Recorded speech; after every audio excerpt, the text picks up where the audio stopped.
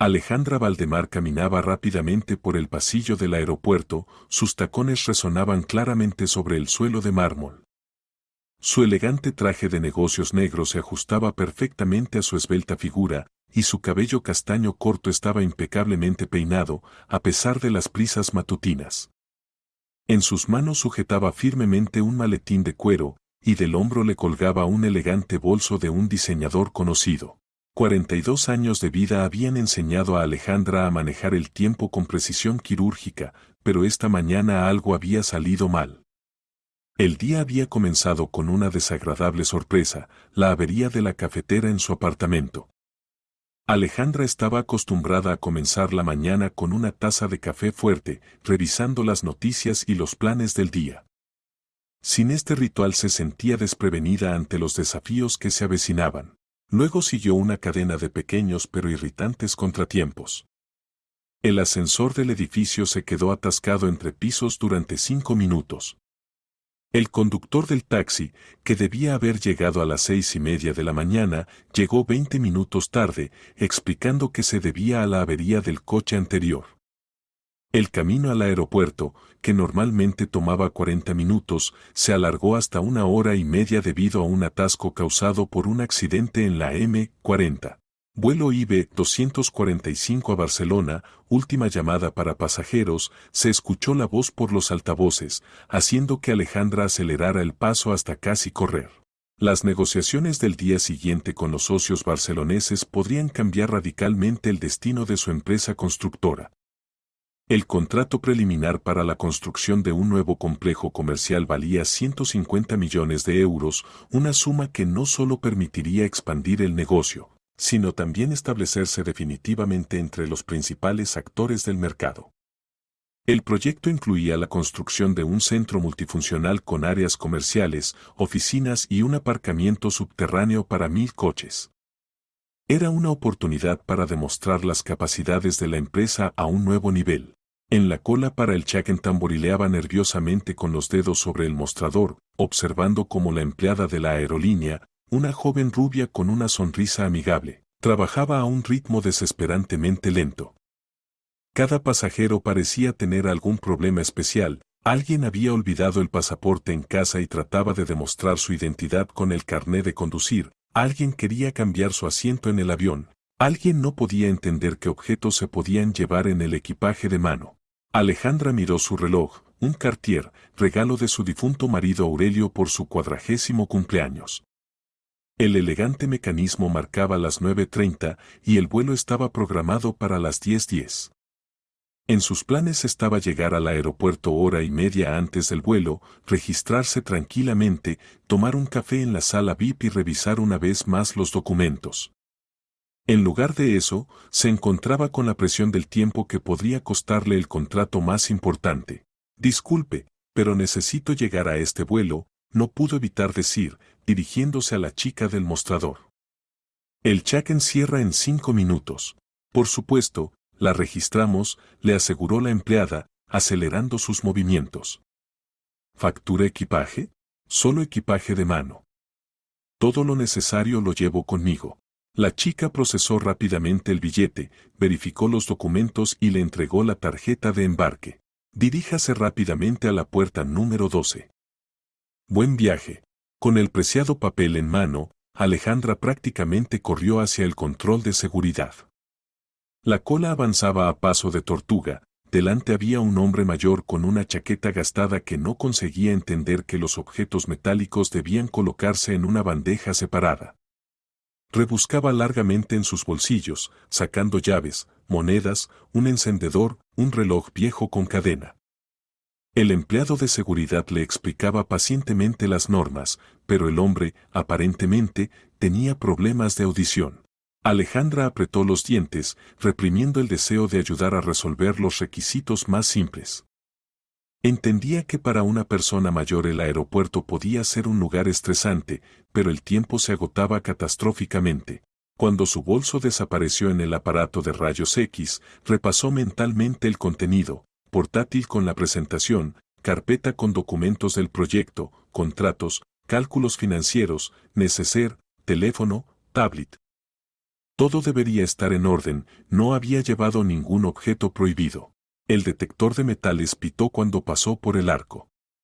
El guardia, un joven con cara seria, le pidió con un gesto que pasara de nuevo, después de quitarse el reloj y ponerlo en la bandeja.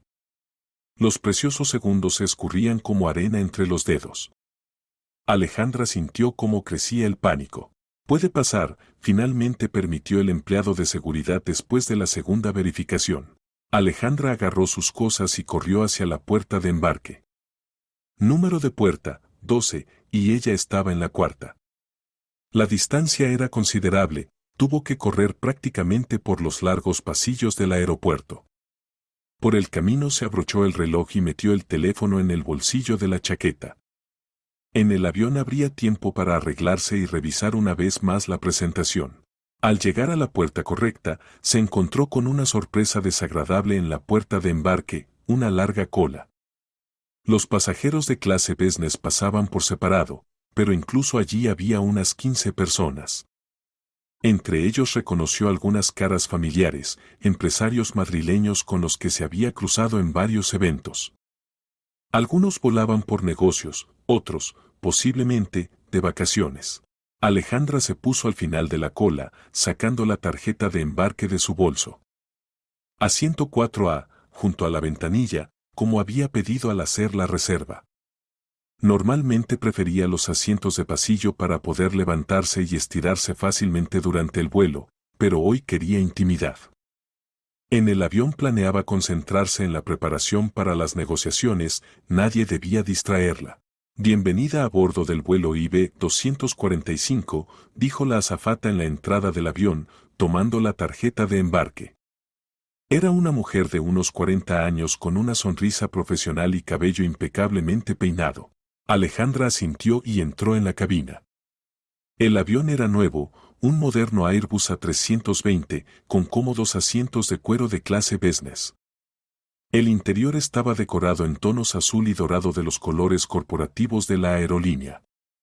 Encontró rápidamente su asiento y se acomodó, guardando el bolso en el compartimento superior.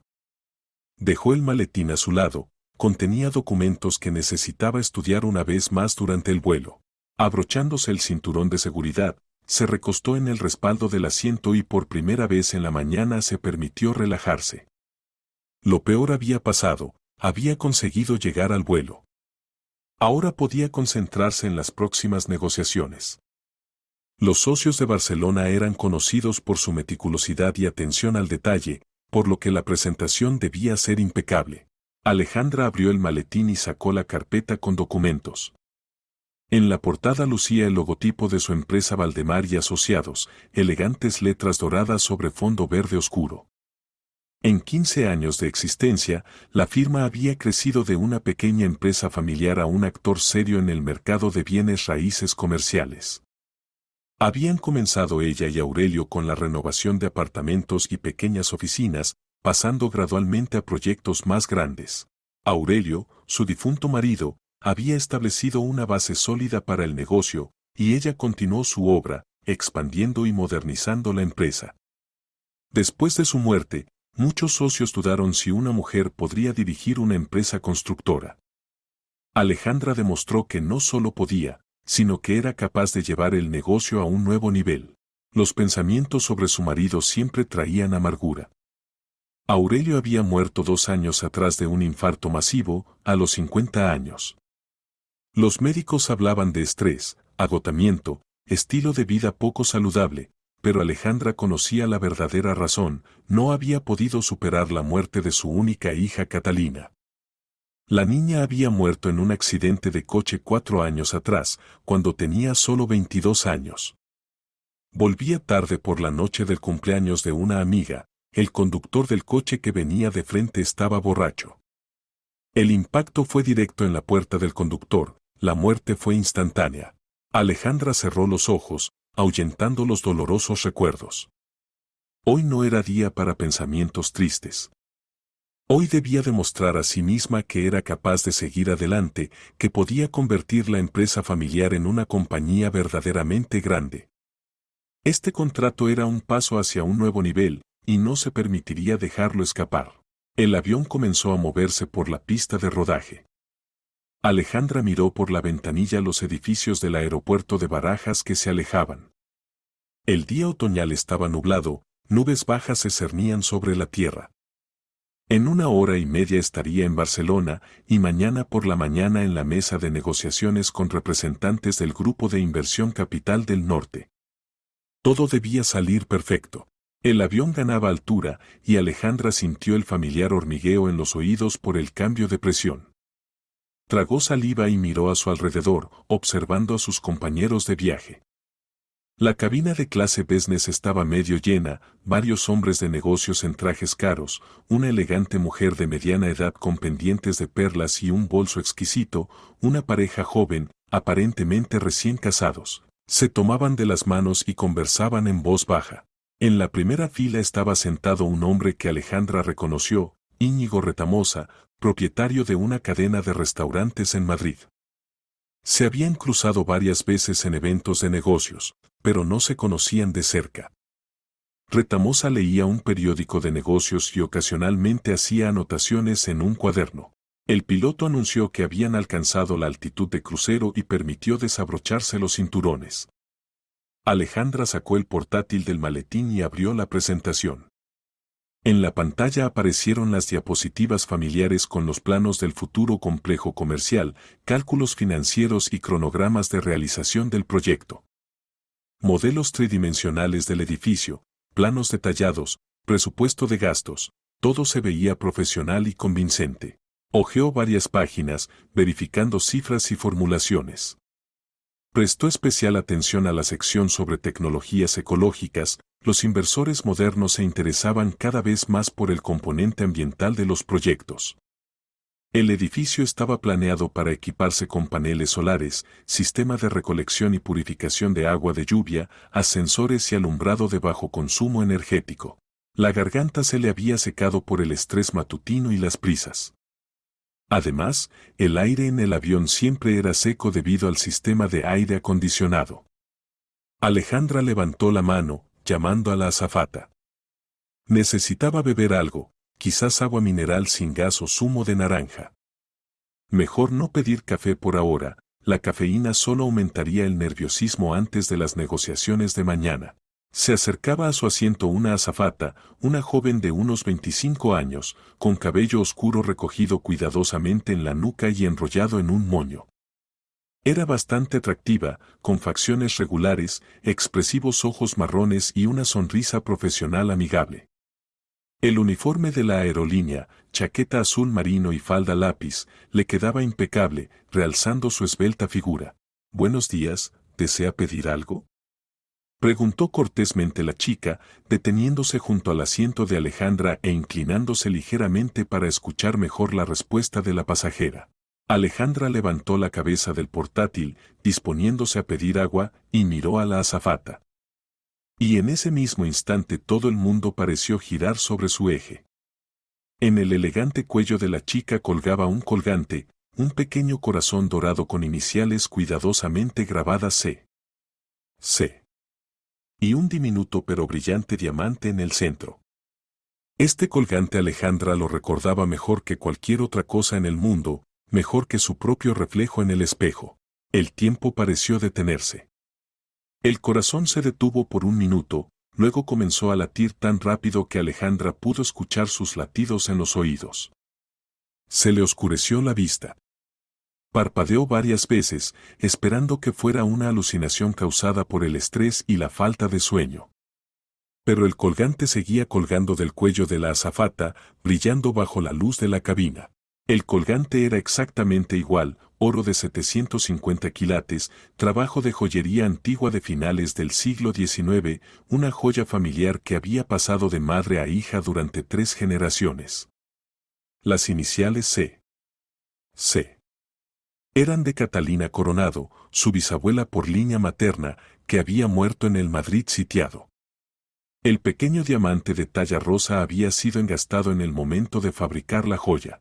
Este colgante Alejandra lo había visto con sus propios ojos en el pecho de su hija en el ataúd 4 años atrás. Catalina lo llevaba tanto, especialmente en días festivos, decía que le traía suerte y la protegía de los males. En su último viaje la niña debía partir con sus cosas más queridas, este colgante, un anillo con zafiro de su padre para la mayoría de edad y una pequeña cruz dorada con la que había sido bautizada en la infancia. ¿Qué le pasa? ¿Se encuentra mal?, preguntó alarmada la azafata, notando que la pasajera había palidecido de repente y respiraba rápidamente, como ahogándose. Alejandra no pudo pronunciar una palabra durante varios segundos largos. Miraba el colgante, sin poder creer a sus propios ojos. Era imposible. Absolutamente imposible. Ella misma había visto cómo Catalina yacía en el ataúd con esta joya en el cuello. Ella misma había besado la fría frente de su hija por última vez, arreglado el cabello rubio que el peluquero de la funeraria había peinado hermosamente. Ella misma había cruzado las manos de la niña sobre el pecho, procurando que el colgante quedara bien colocado. «Tienes un colgante en el cuello», apenas logró decir, señalando con dedo tembloroso la joya. «Este colgante estaba en el cuello de mi hija el día de su funeral». La azafata tocó instintivamente el colgante con la mano, como protegiéndolo de miradas ajenas o acusaciones. En su mirada brilló incomprensión, luego desconcierto y alarma. «Disculpe, no entiendo de qué habla». «Es un regalo de mi novio, me lo regaló hace 2 años para mi cumpleaños». «No», gritó Alejandra bruscamente y en voz alta, atrayendo sin querer la atención de otros pasajeros. «Este colgante perteneció a mi familia durante más de 100 años. Las iniciales C. C. Son de Catalina Coronado, mi bisabuela. Yo misma lo vi en el ataúd de mi hija hace 4 años». Varios pasajeros en las filas vecinas se giraron hacia ellas, hablando entre sí en voz baja. La situación claramente se salía de control, calentándose cada segundo. La azafata retrocedió un paso, en sus grandes ojos marrones apareció un miedo sin disimular. Claramente no estaba preparada para tal acusación y no sabía cómo reaccionar. «Escuche, me parece que se equivoca». Comenzó insegura la chica, pero Alejandra la interrumpió categóricamente. «¿Cómo te llamas?» «Larisa». «Larisa Contreras». «Larisa, escúchame muy atentamente», dijo Alejandra, tratando de hablar más bajo, pero no menos convincentemente. «No me equivoco. No puedo equivocarme. Este colgante estuvo en nuestra familia desde 1920. Lo llevó mi bisabuela Catalina, luego la abuela Sofía, luego mi madre Irene, luego yo, y después de mí, mi hija Catalina. Ella murió en un accidente de coche hace 4 años, y este colgante fue enterrado con ella». Larisa palideció notablemente. Tocó de nuevo el colgante, pero ahora sus movimientos eran inseguros, desconcertados. En sus ojos se leía una lucha entre el deseo de proteger la cosa querida y la creciente comprensión de que estaba pasando algo terrible. «Esto no puede ser verdad. Víctor me lo regaló honestamente», dijo que lo había comprado en una tienda de antigüedades en la calle Mayor. «Incluso me dio el recibo». «¿Víctor? ¿Quién es Víctor?», preguntó tensamente Alejandra, sintiendo cómo se alzaba una ola de horror en su interior. «Mi novio. Víctor Granados. Trabaja en una funeraria, Memoria, en el suroeste de Madrid». «Oh, Dios mío». La voz de Larisa tembló y se quebró cuando comenzó a llegar hasta ella la posible conexión entre el trabajo de su amado y el origen del regalo. Alejandra sintió como todo se helaba de horror en su interior. La funeraria Memoria, exactamente allí se habían dirigido después de la muerte de Catalina. Exactamente de allí vinieron especialistas para la preparación del cuerpo para el entierro, embalsamamiento y procedimientos cosméticos. Exactamente allí compraron el caro ataúd de roble con asas de bronce y organizaron toda la ceremonia de despedida. «Escúchame muy atentamente», dijo Alejandra en voz baja pero clara, inclinándose hacia la chica. «Después del aterrizaje vamos inmediatamente a la policía. Tu novio es un ladrón y profanador de tumbas. Robó este colgante de una niña muerta». Larisa negó desesperadamente con la cabeza, como negando físicamente lo que había oído. «No, usted no entiende. Víctor es una persona buena, amable. Ayuda a la gente en los momentos más difíciles de su vida. Él no podría. Nunca haría nada malo. Entonces explícame, dijo duramente Alejandra, cómo una joya familiar que yo con mis propias manos puse en el ataúd de mi hija muerta, apareció en tu cuello 2 años después de su muerte. La pregunta quedó suspendida en el aire, pesada e irrefutable. Larisa miraba a Alejandra con los ojos muy abiertos, en los que luchaban la incredulidad desesperada y el horror creciente por la gradual comprensión de la monstruosa verdad. Alejandra se levantó lentamente del asiento, sintiendo cómo le temblaban las piernas bajo el peso de la verdad revelada. La adrenalina bullía en su sangre, y en su cabeza se agolpaban fragmentos de pensamientos y recuerdos. La funeraria memoria. Víctor Granados. El colgante de la bisabuela de Catalina. Todo se componía en un cuadro terrible que aún no quería aceptar completamente, esperando alguna increíble coincidencia o error. Siéntate, le dijo a Larisa, señalando el asiento vacío vecino 4B. Necesitamos hablar seriamente, y cuanto antes, mejor. La azafata miró desconcertada a otros pasajeros, que con mal disimulada curiosidad observaban lo que ocurría. En la cabina de clase business había suficiente silencio para que pudieran escuchar su conversación, pero por ahora nadie intervenía. No puedo. Estoy trabajando, tengo obligaciones de servicio con los pasajeros. Tus obligaciones pueden esperar ahora, dijo duramente Alejandra. Esto se refiere a la muerte de mi único hijo. Siéntate inmediatamente, o armaré tal escándalo que todo el avión se enterará de que llevas joyas quitadas a muertos. Larisa se estremeció ante estas terribles palabras y se sentó rápidamente en el asiento indicado. Su rostro estaba blanco como una sábana de hospital y las manos le temblaban visiblemente. Claramente estaba en shock por lo que había oído y no sabía qué hacer en tal situación. Cuéntame todo sobre tu novio, exigió Alejandra, tratando de hablar más bajo para no atraer más atención. ¿Cuánto tiempo lleváis juntos? ¿Dónde os conocisteis? ¿Qué te contaba sobre su trabajo? ¿Qué otros regalos te hacía?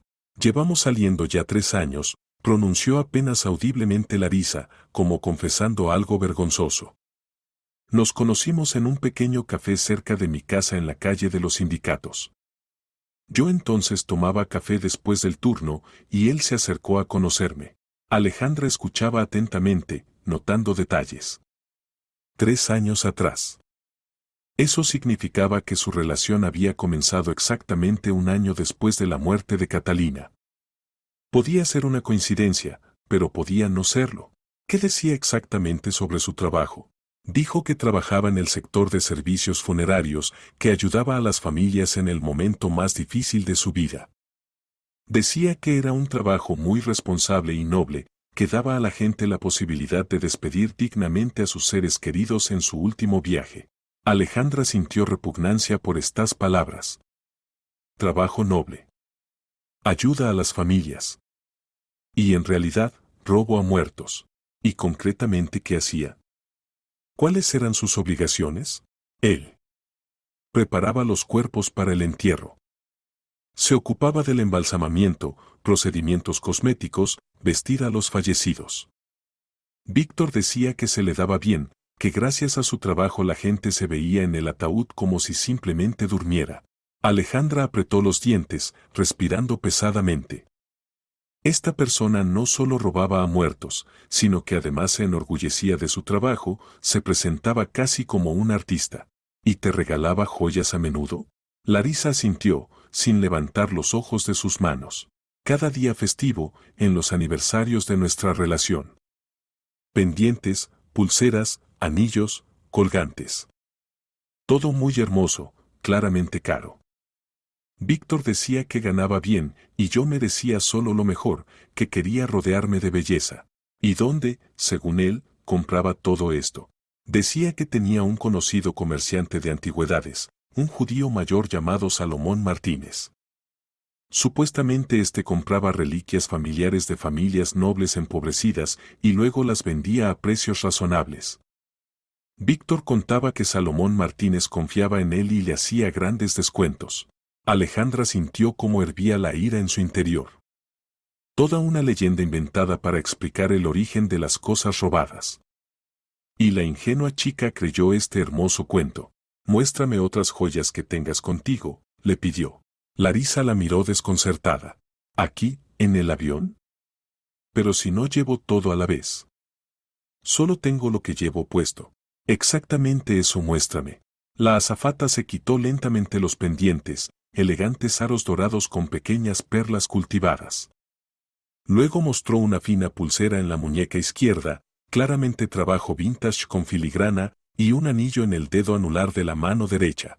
Alejandra estudió atentamente cada cosa, tratando de determinar su edad y origen. Los pendientes se veían relativamente modernos, posiblemente de los años 80-90. Pero la pulsera y el anillo claramente eran mucho más antiguos, trabajo de los años 30-40 del siglo pasado y quizás incluso antes. Especialmente llamó la atención el anillo, con grabado cuidadoso en el borde y una gran esmeralda en el centro, rodeada de pequeños diamantes. Tales joyas las llevaban representantes de familias nobles en la primera mitad del siglo XX. Claramente una cosa muy cara. Esta pulsera. ¿Cuándo te la regaló y qué te contó sobre ella? El pasado Día de la Mujer. Dijo que la pulsera había pertenecido a alguna princesa que emigró después de la Revolución. Su nieta se la vendió a Salomón Martínez por una miseria. ¡Oh Dios! ¿Acaso esto también? La voz de Larisa se quebró cuando comenzó a llegarle toda la monstruosidad de la situación. ¿Y el anillo? Para mi cumpleaños el año pasado. Víctor dijo que era de la colección de una familia condal empobrecida. Se había conservado en la familia más de 100 años, pero los descendientes se vieron obligados a venderlo. Alejandra se recostó en el respaldo del asiento, tratando de evaluar la información recibida. El cuadro se volvía cada vez más horrible cada minuto. Víctor Granados robaba sistemáticamente a los muertos y luego usaba las joyas robadas para impresionar a su novia. Larisa era una chica ingenua que había creído las hermosas historias sobre el comerciante de antigüedades y aristócratas empobrecidos. Larisa, quiero que entiendas una cosa muy importante, dijo lentamente Alejandra. No te culpo personalmente de lo que pasó. Tú no sabías el verdadero origen de estas joyas. Fuiste engañada igual que nosotros, las familias de los fallecidos. Pero ahora, cuando se ha revelado la verdad, ambas debemos actuar correctamente. ¿Qué quiere de mí? Preguntó la chica, y en su voz sonaba una desesperación apenas contenida. Primero, después del aterrizaje vamos inmediatamente a la policía y presentamos una denuncia por robo. Segundo, debes contar a la investigación todo lo que sabes sobre Víctor y su actividad. Cada detalle, cada pormenor. Tercero. Alejandra se calló por un segundo. Debes ayudarnos a encontrar y devolver a las familias todas las demás cosas robadas. Larisa se cubrió la cara con las manos, y sus hombros temblaron por sollozos silenciosos. No puedo creer que todo esto sea verdad. Víctor parecía tan bueno, atento, cariñoso. Siempre decía cuánto me amaba, como quería hacerme la mujer más feliz del mundo. Posiblemente él sentía realmente algo hacia ti, dijo Alejandra más suavemente. Pero eso no cambia el hecho de que cometía crímenes graves. Profanó la memoria de personas muertas y causó dolor insoportable a sus familias. En la cabina anunciaron el comienzo del descenso para el aterrizaje en el aeropuerto de El Prat. Quedaba aproximadamente media hora para el aterrizaje. Alejandra entendía que quedaba poco tiempo para preguntas detalladas, pero debía saber tantos detalles importantes como fuera posible antes de llegar a la policía. Cuéntame sobre vuestra casa, apartamento.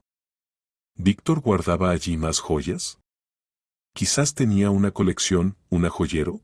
Larisa levantó la cabeza, secándose las lágrimas con un pañuelo. Tenía un hermoso joyero antiguo de madera roja con apliques de bronce.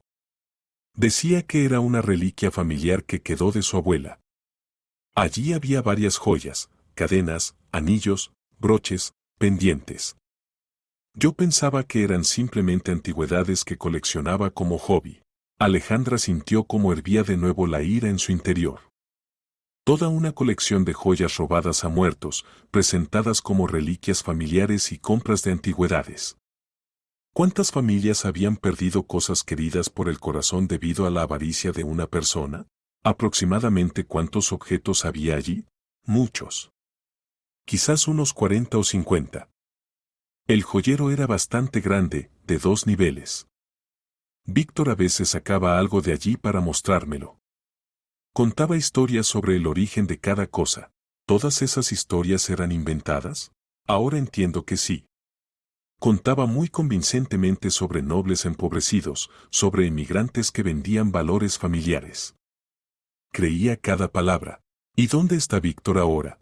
En casa, en Madrid, en nuestro apartamento en la carretera de Andalucía.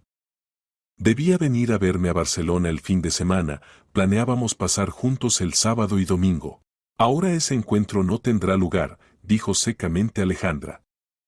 Ahora tu novio se encontrará con empleados de la policía. Larisa sollozó de nuevo, pero más suavemente. El shock pasaba gradualmente, cediendo lugar a la amarga comprensión de que 3 años de su vida habían sido construidos sobre mentiras y crímenes. ¿Qué será de mí ahora? Perderé el trabajo cuando todos se enteren. ¿Me juzgarán como cómplice?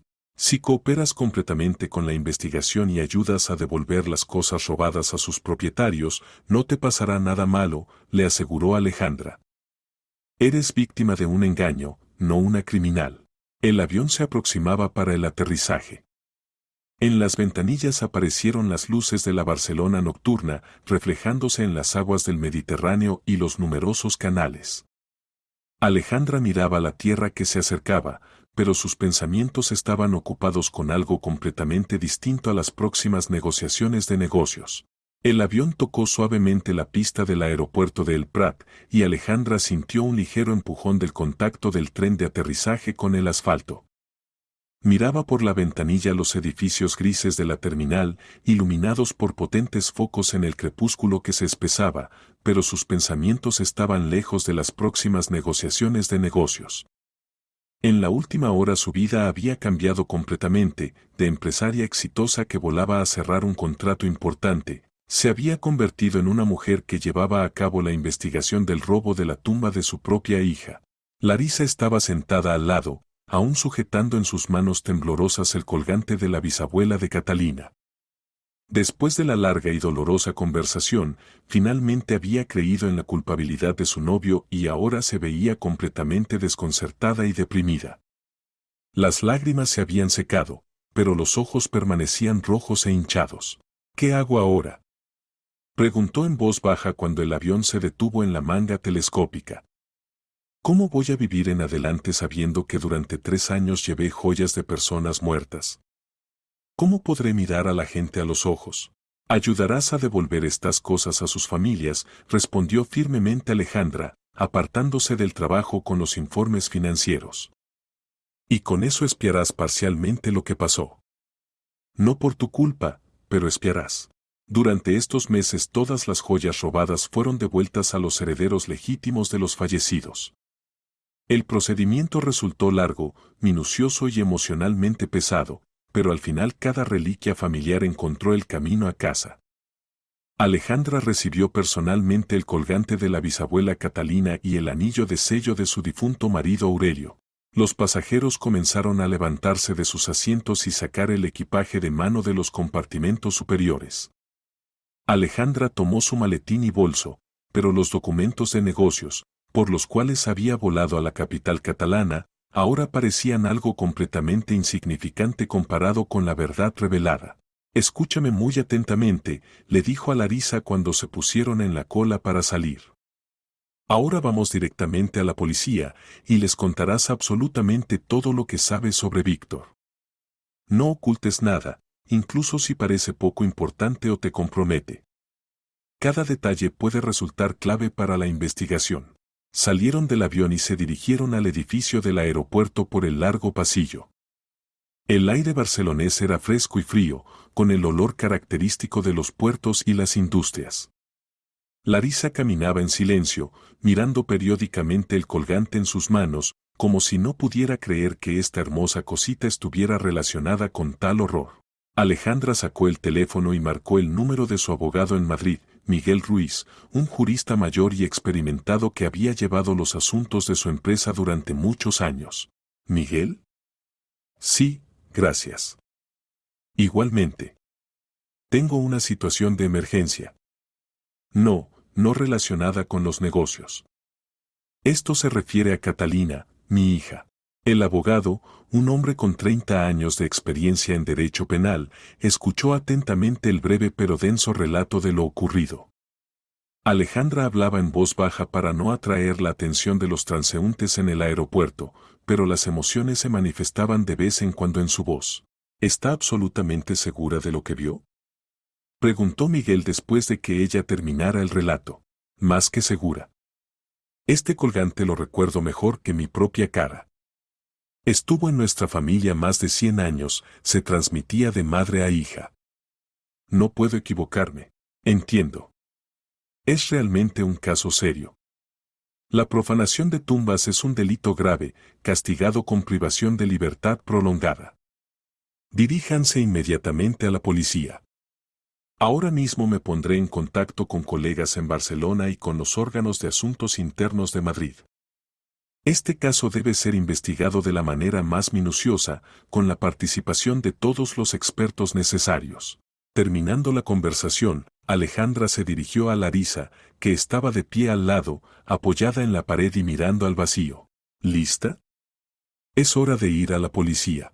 La chica asintió, aunque se veía que estaba asustada de muerte por los próximos interrogatorios y procedimientos. Encontraron el departamento de policía en el edificio del aeropuerto, un pequeño local con 2 despachos y una sala de guardia. El oficial de guardia, un hombre de mediana edad con cabello ralo, al principio se relacionó con su denuncia con bastante escepticismo. Probablemente durante años de servicio había visto a todo tipo de visitantes con las historias más increíbles. Pero cuando Alejandra contó detalladamente la historia del colgante y mostró las fotografías de su hija en el teléfono, donde se veía claramente la joya en su cuello, la actitud del policía cambió radicalmente. Estudió atentamente las imágenes, comparándolas con el colgante que tenía Larisa en sus manos. Es realmente una acusación seria, dijo, haciendo anotaciones en el protocolo. Profanación de tumbas, robo en lugar de enterramiento, estos son delitos graves. Si sus sospechas se confirman, este Granados recibirá una condena significativa. A Larisa la llevaron a un despacho separado para dar testimonio detallado. Alejandra esperaba en el pasillo, caminando nerviosamente de un lado a otro y reflexionando sobre cómo había cambiado radicalmente su vida en estas pocas horas. Las negociaciones con los socios barceloneses, por las cuales había volado a la ciudad condal, ahora parecían poco importantes y lejanas. Se podían trasladar a otro día, a la semana siguiente o cancelar completamente. Lo principal ahora era lograr justicia y castigo para la persona que había profanado la memoria de su hija. Después de 1 hora y media, Larisa salió del despacho. Se veía aún más agotada y deprimida, pero en sus ojos apareció algún tipo de nueva determinación. Les conté absolutamente todo, dijo cansadamente.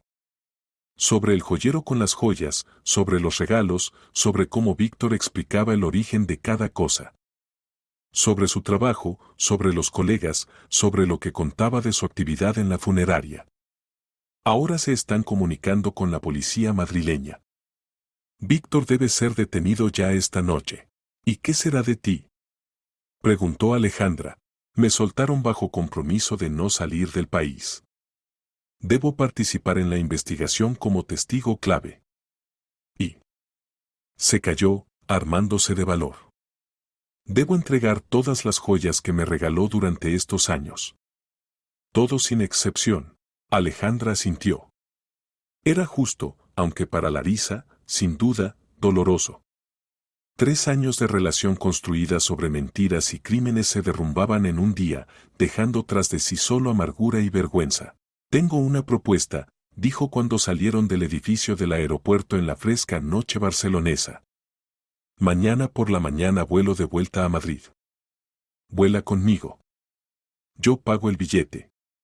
Ayudarás a la investigación a aclarar este caso, y yo me aseguraré de que te traten justamente y no traten de hacer de ti un chivo expiatorio. ¿Por qué hace esto? Se sorprendió Larisa. Al fin y cabo, por mi culpa. Es decir, yo fui participante involuntaria. No, negó resueltamente con la cabeza Alejandra. Te convertiste en víctima de un engaño sofisticado, como yo, como muchas otras familias. Víctor te usó para ocultar sus crímenes del entorno. No tienes la culpa de lo que pasó. Y tu ayuda ahora puede ser invaluable para restablecer la justicia. Se detuvieron junto al mostrador de taxis. Alejandra entendía que aún necesitaba llegar al hotel, las negociaciones de mañana nadie las había cancelado y demasiadas personas dependían del cierre exitoso de este contrato. Pero ahora la reunión de negocios se percibía como algo secundario y no muy importante. Quédate en el mismo hotel que yo, pago todo, le dijo a Larisa. Mañana por la mañana volamos juntas a Madrid y nos ocupamos de este caso en serio. Y ahora necesitas descansar y prepararte moralmente para lo que vendrá después. El taxi las llevó al Hotel Radisson Blu en el centro de la ciudad. Alejandra pagó la habitación para Larisa y la acompañó hasta el ascensor. Gracias, dijo suavemente la chica. Si no hubiera sido por usted, habría seguido viviendo en la ignorancia. Quizás me habría casado con él, habría tenido hijos. Y él habría continuado con sus asquerosos actos. Lo principal es que se reveló la verdad, respondió Alejandra. Y ahora esta pesadilla terminará. A la mañana siguiente Alejandra se despertó a las 6 por una llamada del abogado Miguel.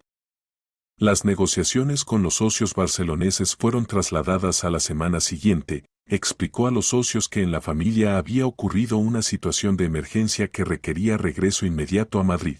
Granados fue detenido ayer a las 11:30 de la noche, informó el abogado. En el registro del apartamento en la carretera de Andalucía realmente encontraron ese joyero del que habló su testigo.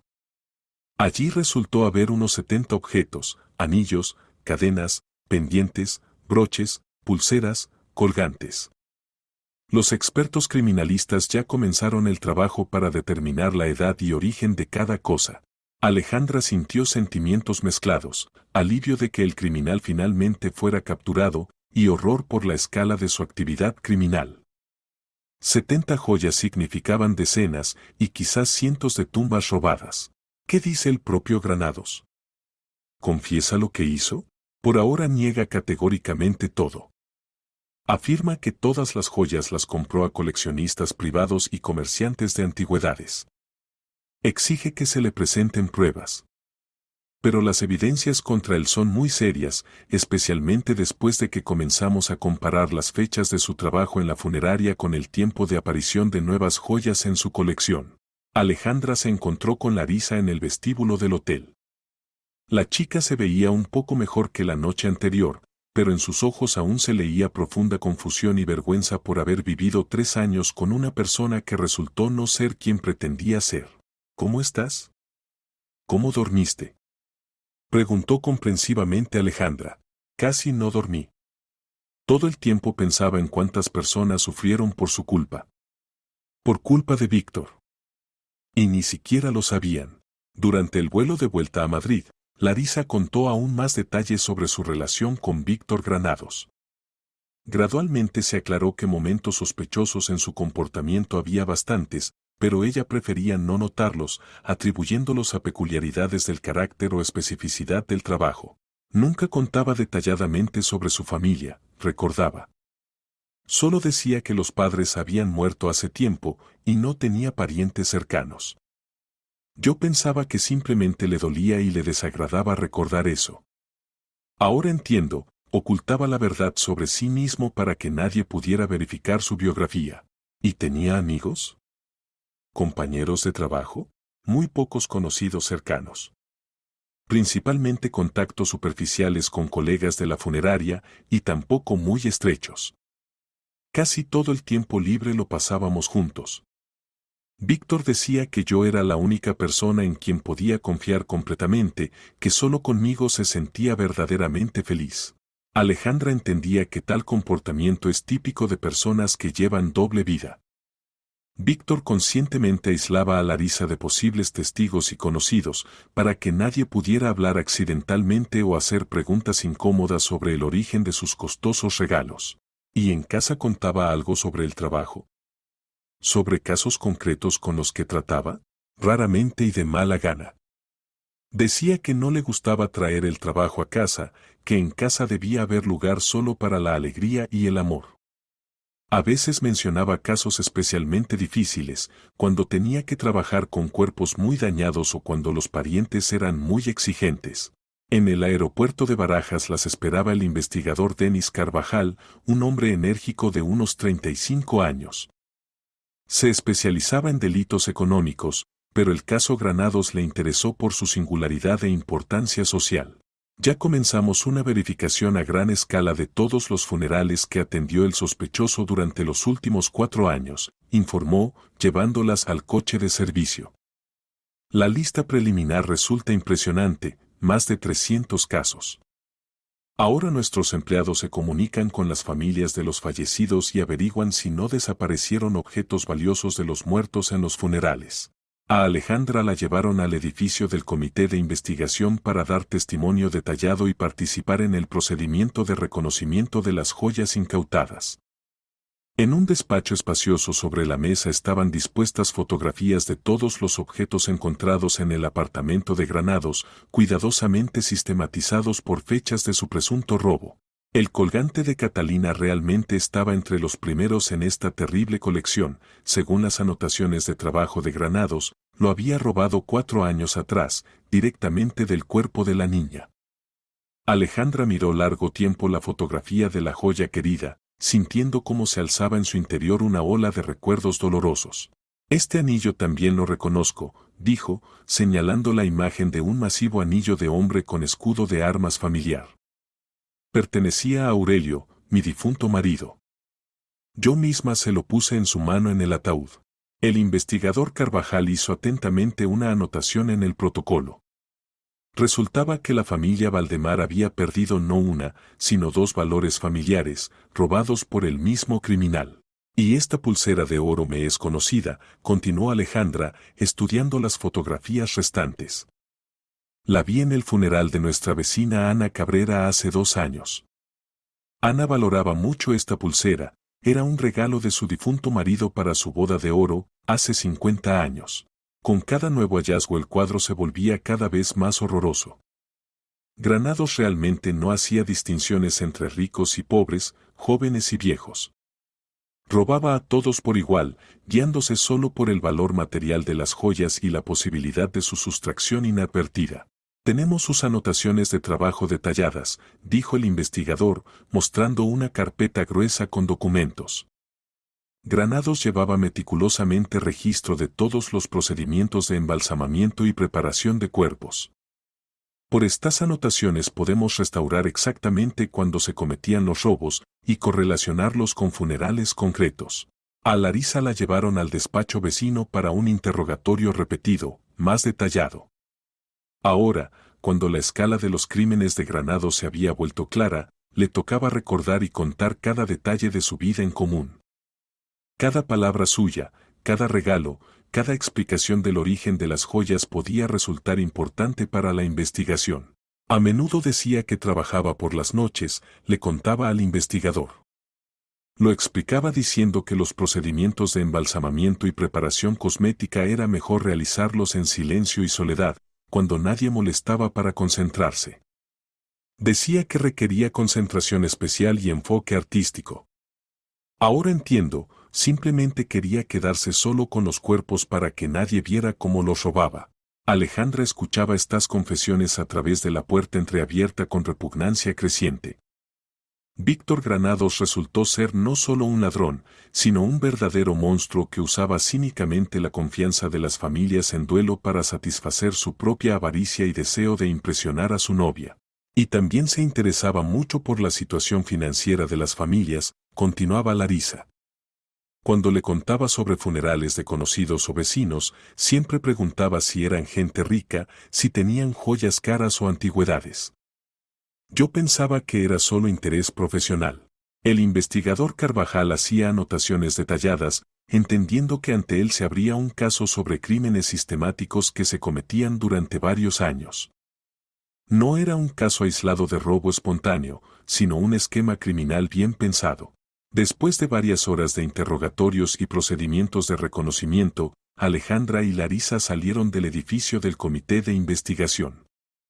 El día se inclinaba hacia la tarde, las calles madrileñas se llenaban de luces de farolas y escaparates. La vida ordinaria de la ciudad continuaba, pero para ambas mujeres el mundo ya nunca sería el mismo. ¿Qué ahora?, preguntó suavemente Larisa cuando se subieron al taxi.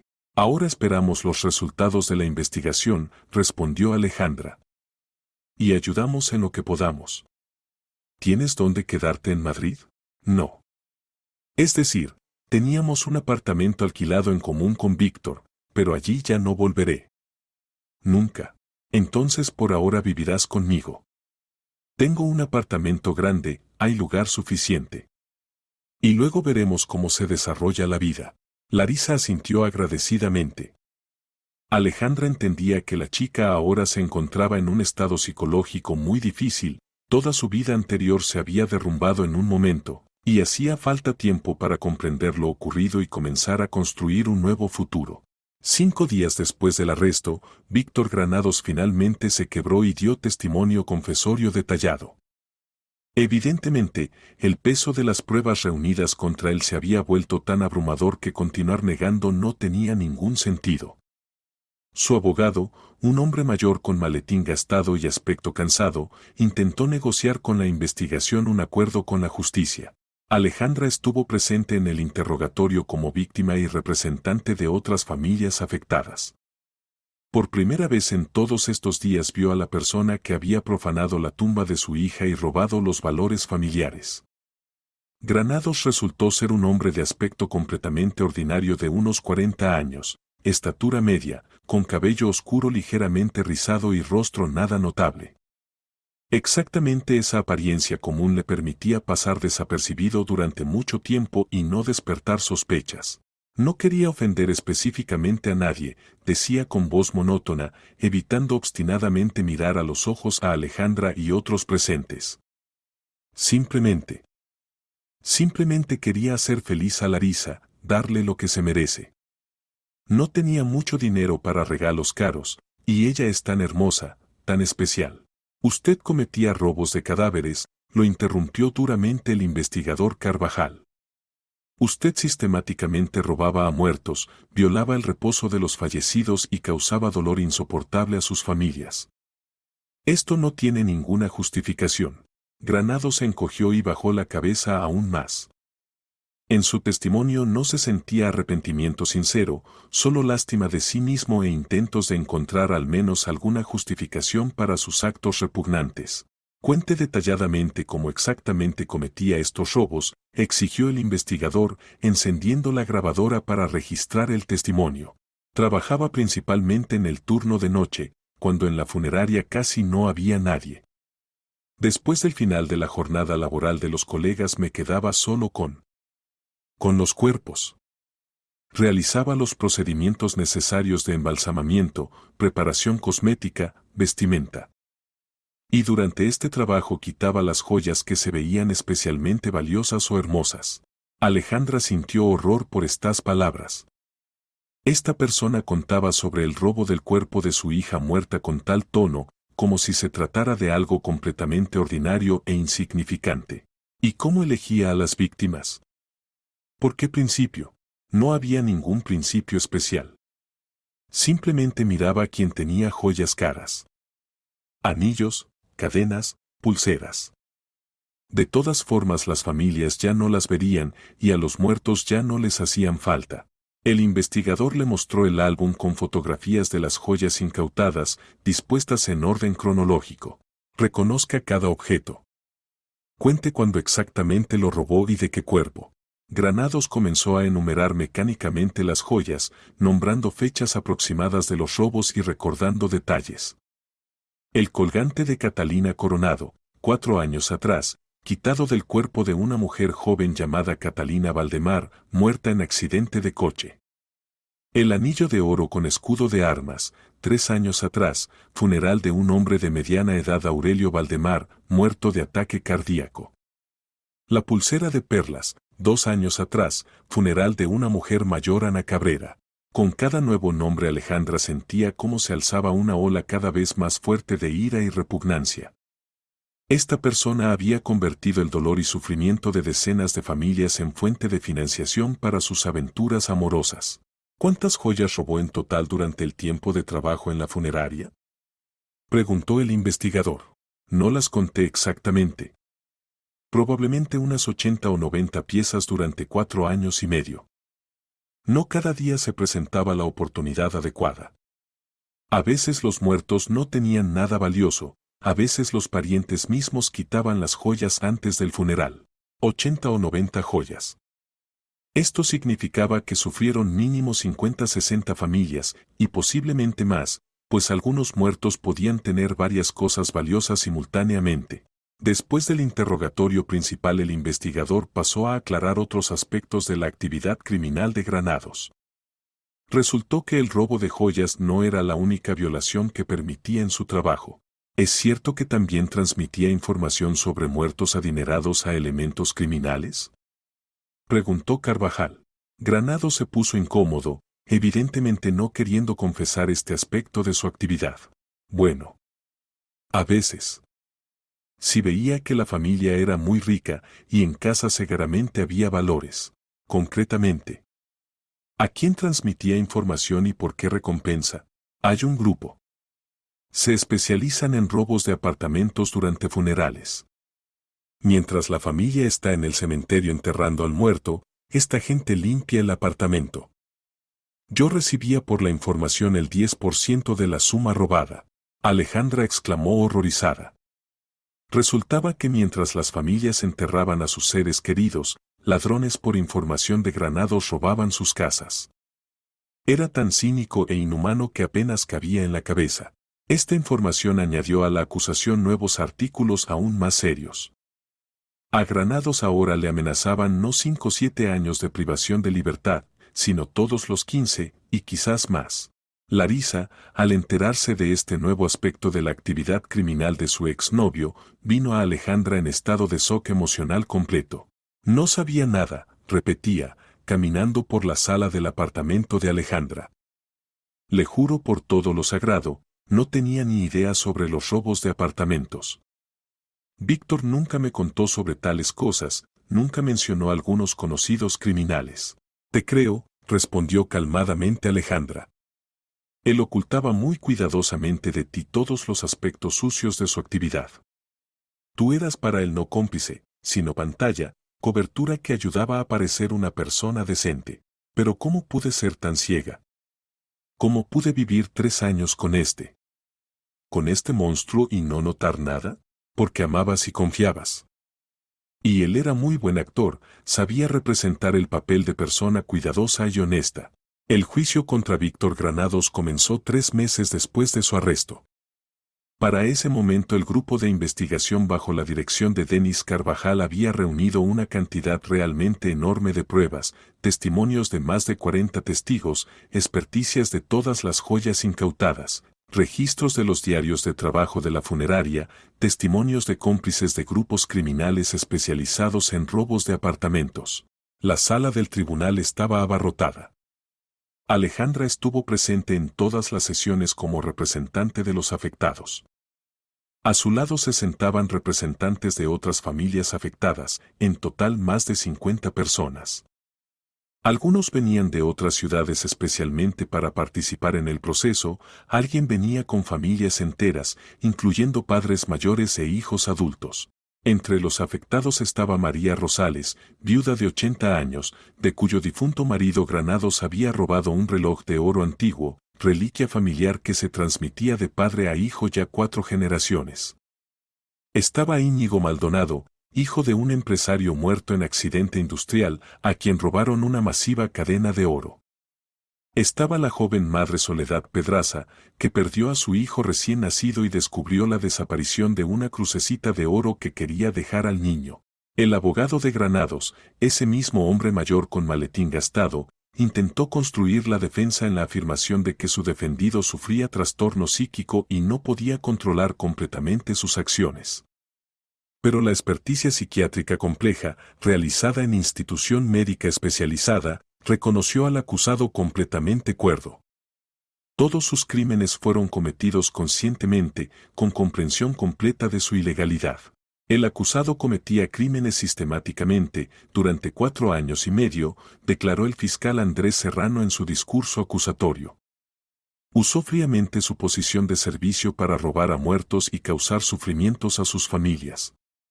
Estas no son acciones impulsivas de un enfermo mental, sino actividad criminal pensada de una persona codiciosa y cínica. Larisa actuó como testigo clave de la acusación.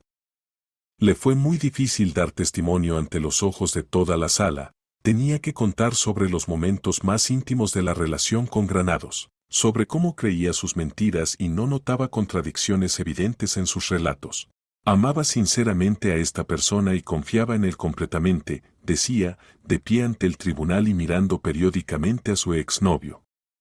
Él me engañaba sistemáticamente, usaba mis sentimientos para ocultar su actividad criminal.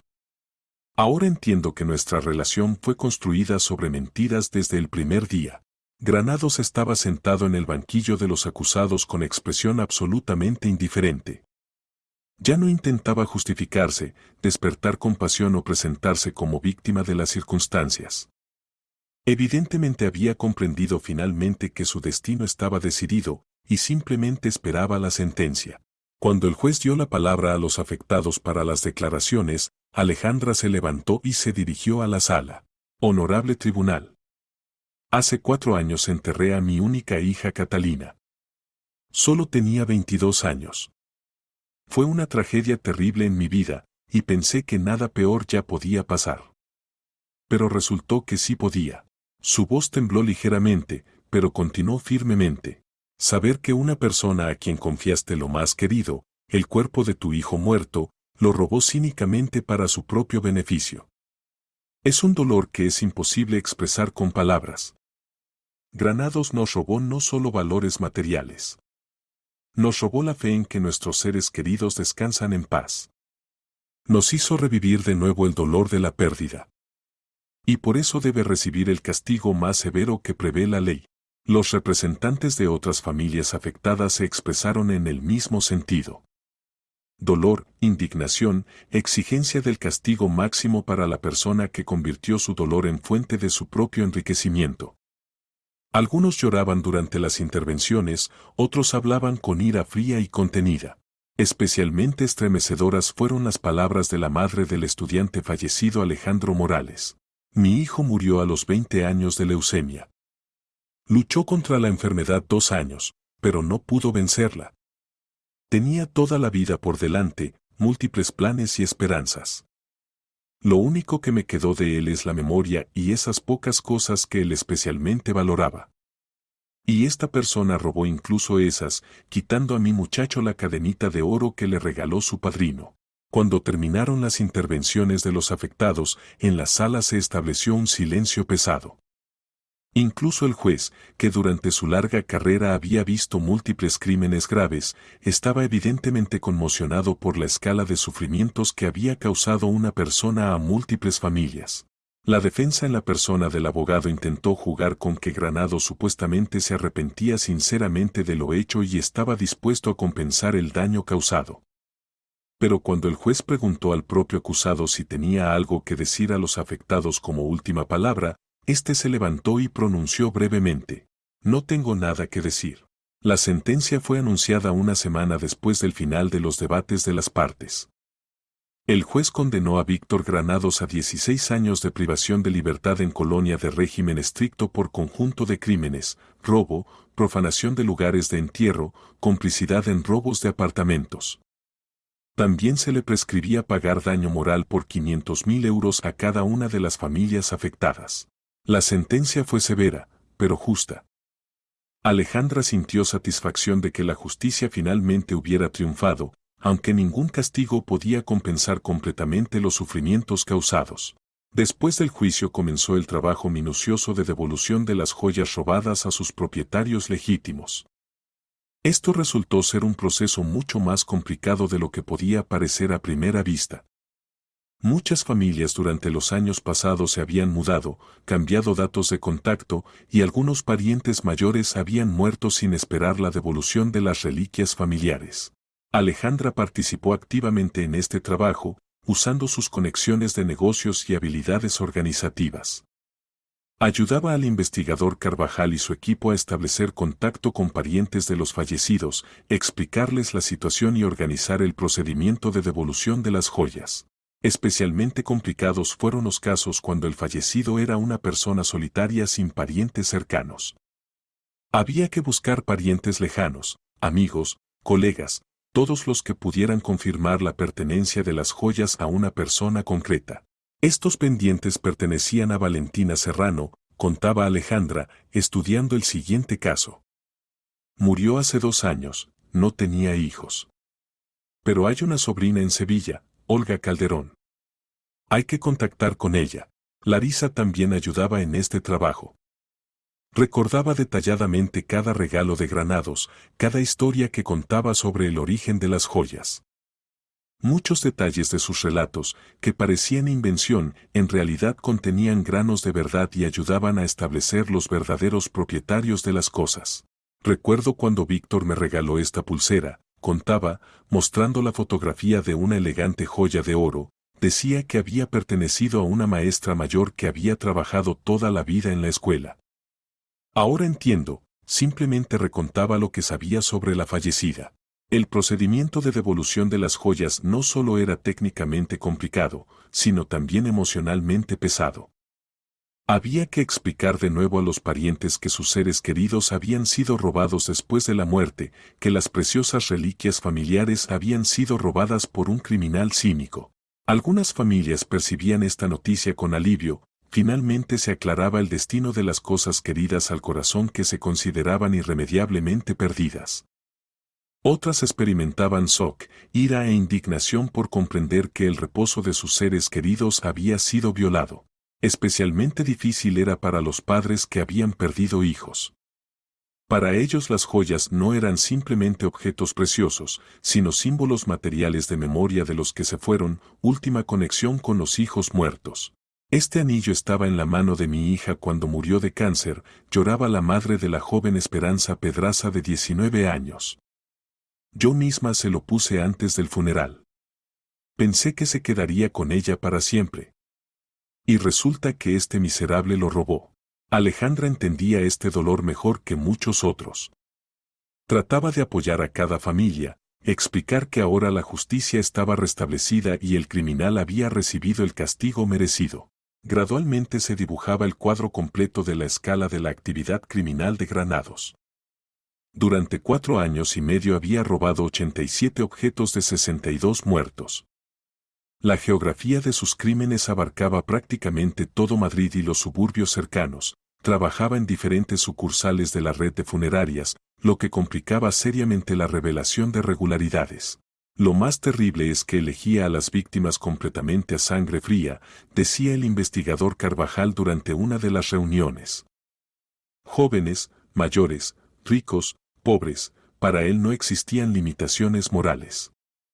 El criterio principal era solo el valor material de las joyas.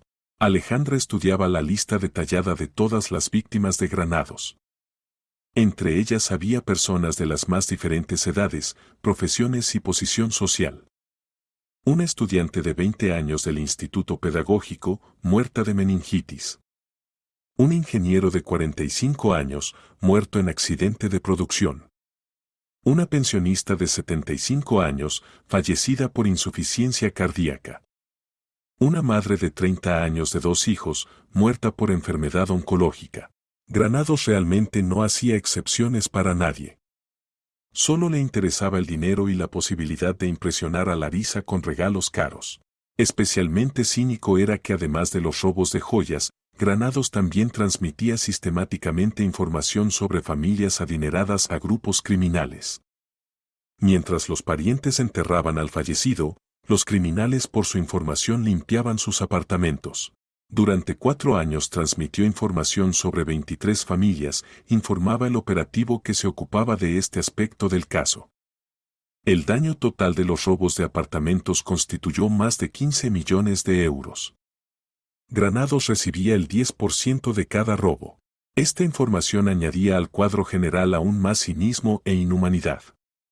Resultaba que algunas familias sufrieron 2 veces. Primero les robaron reliquias familiares del cuerpo del fallecido, y luego también les robaron el apartamento durante el funeral.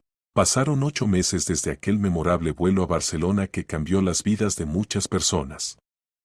Alejandra gradualmente volvía a la actividad habitual de negocios, pero ahora su vida incluía otra dirección importante: ayuda a familias afectadas por crímenes en la esfera funeraria. El contrato con los socios barceloneses fue firmado y realizado exitosamente. La construcción del complejo comercial iba según el cronograma, y la empresa Valdemar y Asociados recibió varios encargos nuevos y grandes. La reputación de negocios de Alejandra solo se fortaleció. Los socios valoraron altamente su principialidad y disposición a luchar por la justicia incluso en asuntos personales. Larisa se convirtió no solo en ayudante indispensable en el trabajo, sino también en amiga cercana. La chica resultó ser una empleada sorprendentemente capaz y responsable. Rápidamente dominó la especificidad del negocio de construcción, aprendió a trabajar con documentos, llevar negociaciones con contratistas y clientes, planificar reuniones y controlar el cumplimiento de contratos. Lo más importante, estaba sinceramente agradecida por la oportunidad dada de comenzar una vida nueva y honesta.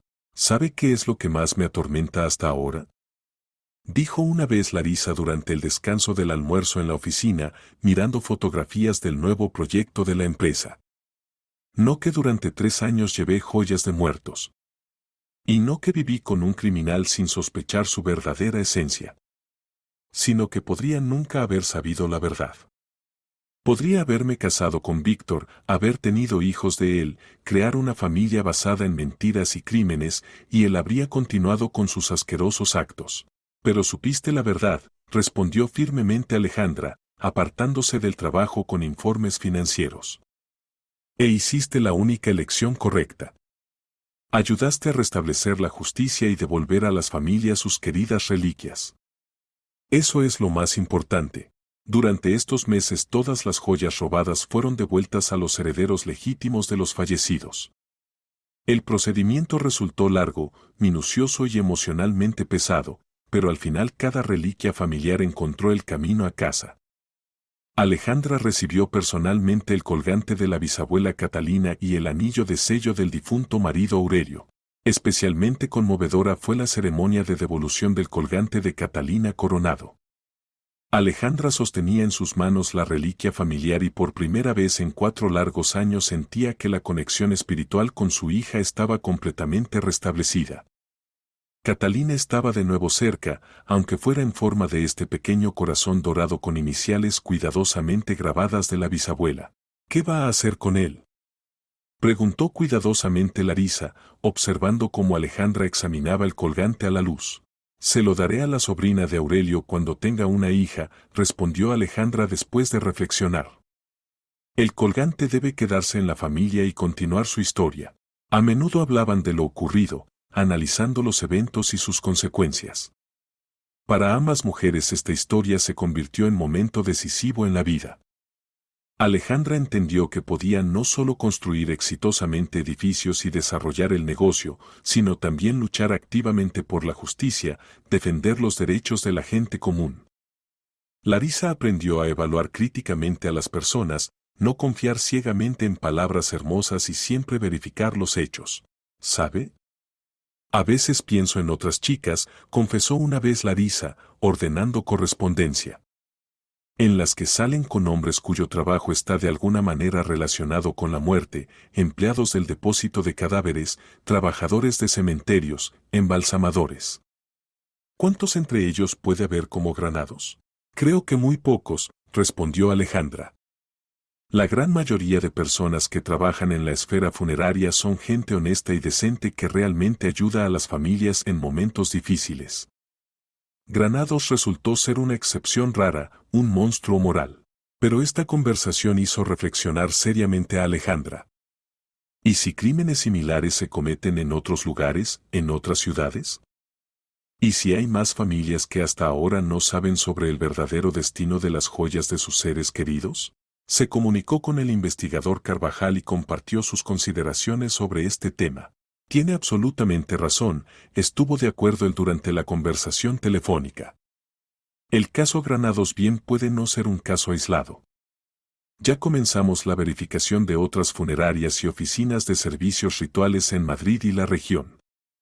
Cierto, sin denuncias concretas y pruebas es difícil emprender algo, hacen falta fundamentos para iniciar causas. ¿Y si crear una línea directa especial? Propuso Alejandra. La gente podrá informar anónimamente sobre valores desaparecidos de los muertos. Muchos simplemente no saben a dónde dirigirse con preguntas tan delicadas, temen que no les crean. La idea gustó no solo al investigador, sino también a la dirección de la Fiscalía de la ciudad. En un mes en la dirección principal del Ministerio del Interior de Madrid comenzó a funcionar una línea telefónica especial para informes sobre posibles robos en funerarias y oficinas de servicios rituales. Alejandra y Larisa se convirtieron en consultoras voluntarias, ayudando a procesar las llamadas que llegaban y separar casos reales de falsas alarmas. Durante los primeros 3 meses de trabajo de la línea directa llegaron más de 300 llamados.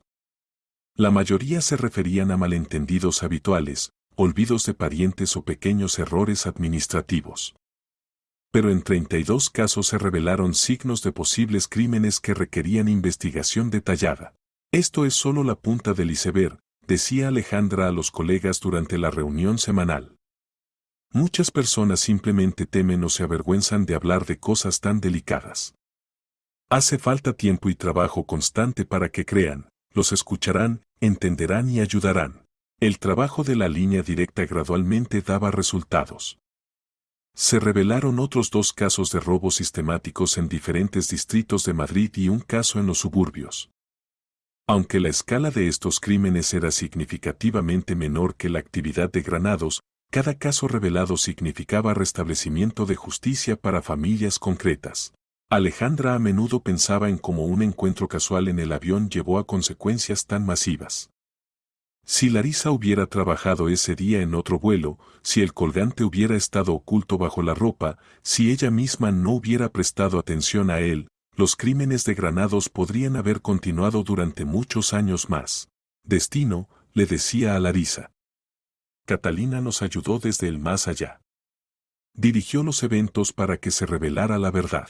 Exactamente un año después del arresto de Granados, Alejandra recibió una carta de la colonia penitenciaria de régimen estricto donde cumplía condena el criminal. Durante mucho tiempo sostuvo el sobre en sus manos, sin decidirse a abrirlo. ¿Qué podía escribir una persona que había profanado la memoria de su hija y causado dolor a decenas de otras familias? Estimada Alejandra, leía, finalmente decidiendo familiarizarse con el contenido. Le escribo esta carta comprendiendo perfectamente que no tengo ningún derecho moral de pedir perdón por lo que hice. Lo que hacía es absolutamente imperdonable y ninguna explicación puede justificarlo. Pero quiero que usted y otras familias afectadas sepan toda la verdad sobre cómo comenzó todo. Después seguía un relato detallado sobre cómo Granados se decidió por primera vez al robo. Confesaba que el primer crimen lo cometió prácticamente por casualidad, vio un hermoso anillo antiguo en la mano de una anciana fallecida y no pudo resistir la tentación. Luego aparecieron las relaciones con Larisa, el deseo de impresionarla con regalos caros, y los robos gradualmente se volvieron sistemáticos. Me convencía de que no causaba daño serio a nadie, escribía. Me decía que a los muertos ya no les hacían falta las joyas, y los parientes vivos con el tiempo las olvidarían. Solo ahora, en prisión, cuando tengo tiempo para reflexiones, entendí toda la monstruosidad de mis actos. Quitaba a la gente no solo valores materiales, sino la memoria de los seres queridos, la última conexión con los que se fueron. Esto es realmente peor que cualquier robo ordinario. En la carta Granados también contaba sobre su vida en la colonia, sobre cómo lo trataban otros presos que se enteraron del carácter de sus crímenes. Resultaba que incluso en el ambiente criminal la profanación de tumbas se considera un acto especialmente despreciable. Al final de la carta había una petición de transmitir disculpas a todas las familias afectadas y especialmente a Larisa. Granados escribía que entendía, perdonarlo era imposible, pero quería que la gente supiera que comprendía completamente la gravedad de sus crímenes y estaba dispuesto a asumir la responsabilidad.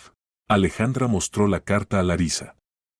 La chica la leyó en silencio, y luego metódicamente la rompió en pedazos pequeños.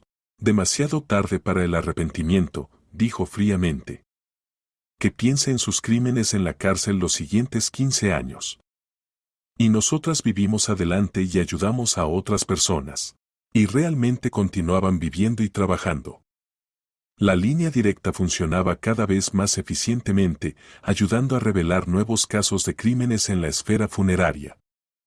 Durante el año se logró revelar y entregar a los tribunales casos sobre 6 criminales en diferentes regiones del país. El sistema de protección de familias de tales crímenes gradualmente se perfeccionaba. La empresa Valdemar y Asociados crecía y se desarrollaba activamente. Alejandra abrió filiales en Barcelona y Bilbao, y luego en Valencia. Larisa se convirtió en su adjunta y mano derecha, organizada, responsable, completamente dedicada al trabajo común. ¿Sabe qué es sorprendente? Dijo una vez Larisa, analizando informes sobre el trabajo de todas las filiales de la empresa. Si no hubiera pasado ese horror con Víctor, si no nos hubiéramos encontrado en tales circunstancias trágicas, nuestros caminos nunca se habrían cruzado. Y ahora no me imagino mi vida sin este trabajo, sin nuestro asunto común. La vida realmente está organizada de manera impredecible, estuvo de acuerdo Alejandra.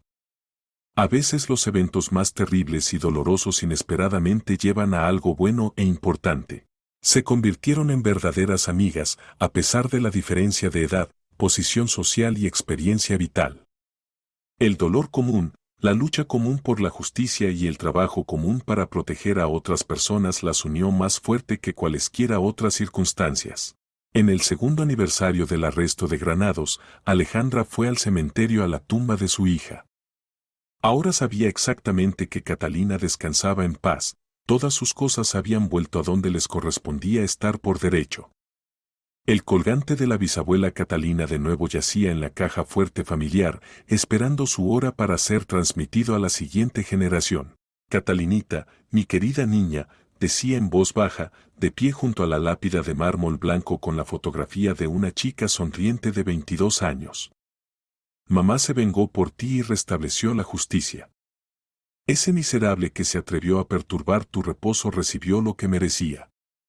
Y ahora muchas otras familias están protegidas de crímenes similares. El viento otoñal susurraba suavemente las hojas amarillas en los viejos tilos y arces. La mañana era silenciosa, apacible, llena de esa solemnidad especial que siempre reina en los cementerios. Alejandra puso en la tumba un ramo de crisantemos blancos, flores favoritas de su hija, y estuvo mucho tiempo de pie en silencio, conversando mentalmente con Catalina. Volviendo del cementerio, reflexionaba sobre cómo había cambiado radicalmente su vida durante estos 2 años. La pérdida de la hija y el marido seguía siendo una herida espiritual que no sanaba, pero ahora había aparecido un nuevo sentido importante de existencia, ayuda a otras personas, protección de la memoria de los que se fueron, lucha contra la injusticia. En la oficina, como siempre, la esperaba Larisa con nuevos documentos e informes. Llegaron otros 7 llamados a la línea directa durante el fin de semana, informó, mostrando impresiones de las llamadas. 4 de ellos se ven sospechosos y requieren verificación detallada. Una familia de Córdoba informa sobre la desaparición de pendientes antiguos de la abuela fallecida y parientes de Toledo sobre el robo de una cadena de oro. Transmite toda la información al investigador Carvajal, dijo Alejandra, sentándose en el escritorio de trabajo. Que los colegas en el terreno se ocupen de cada caso. El trabajo continuaba día tras día, mes tras mes. Cada caso revelado de robo significaba que una familia más sabía la verdad sobre el destino de queridas reliquias familiares. Cada criminal detenido significaba que decenas de otras familias estarían protegidas de crímenes similares en el futuro. Alejandra entendía bien que erradicar completamente tales crímenes era prácticamente imposible. Siempre habría personas dispuestas a usar el dolor ajeno y la indefensión para su propio beneficio. Pero se puede y debe hacer su actividad lo más arriesgada, no rentable y rápidamente revelable posible. Creamos algo realmente importante y necesario, le dijo a Larisa en la noche tardía, cuando terminaban el trabajo sobre el informe trimestral. No solo logramos el castigo de un criminal concreto, sino que ayudamos a decenas de otras familias, creamos un sistema de protección para miles de personas. Y lo más importante, demostramos que la memoria de nuestros seres queridos es sagrada, añadió Larisa, guardando documentos en la caja fuerte. Y nadie tiene derecho a profanarla para su propio beneficio. Salieron de la oficina por la noche. Madrid brillaba con luces de anuncios y farolas, por las calles se apresuraban personas, cada una con sus preocupaciones y problemas. Por delante había nuevos asuntos, nuevos desafíos, nuevas oportunidades de ayudar a los necesitados de justicia. La historia que comenzó con un terrible descubrimiento en el avión terminó con la creación de un sistema eficaz de protección para miles de familias en todo el país. El colgante de la bisabuela Catalina, que se convirtió en llave involuntaria para revelar crímenes masivos, volvió a la caja fuerte familiar. Pero la memoria de esa historia quedó para siempre, como recordatorio de que la justicia siempre se puede y debe restablecer, sin no rendirse y luchar hasta el final. Alejandra Valdemar nunca más voló en ese mismo vuelo IB 245 a Barcelona. Pero cada vez que pasaba el check-in en cualquier aeropuerto, involuntariamente recordaba aquel día cuando un encuentro casual cambió radicalmente las vidas de muchas personas. Y cada vez agradecía al destino y a la memoria de su hija por haberle dado fuerzas para recorrer este difícil camino hasta el final victorioso, restableciendo la justicia y protegiendo a otros de crímenes similares.